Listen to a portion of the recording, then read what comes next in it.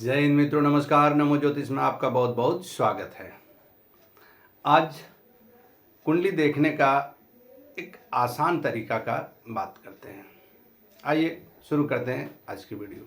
जब भी हम कोई कुंडली को देखें, कोई हॉरोस्कोप को देखें, तो सबसे पहले हमें देखना चाहिए कि आप का भाव, भावेश और कारक की स्थिति।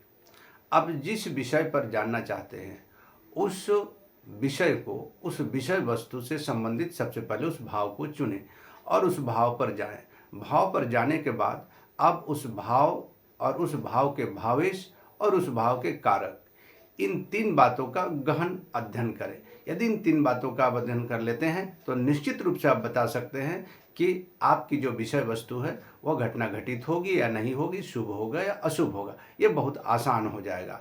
अच्छा, चलिए करते हैं सबसे पहले भाव का। भाव को देखने के लिए हम जानेंगे कि भाव में किन किन ग्रहों की दृष्टि है। भाव पर शुभ ग्रहों की दृष्टि है, अशुभ ग्रहों की दृष्टि है। भाव किस प्रकार के ग्रहों के मध्य स्थित है, इसको देखेंगे। भाव आपका सुप्त है या जागृत है, कैसा है। इसके बाद हम देखेंगे भावेश को। भावेश में भी हम देखेंगे कि कौन सा ग्रह है, उस भाव का भावेश कहाँ पर स्थित है, किस स्थान पर पड़ा हुआ है, उसकी स्थिति क्या है, वह बली है या निर्बल है। पुनः इसी तरह से कारक को देखेंगे, उस भाव का कारक क्या है।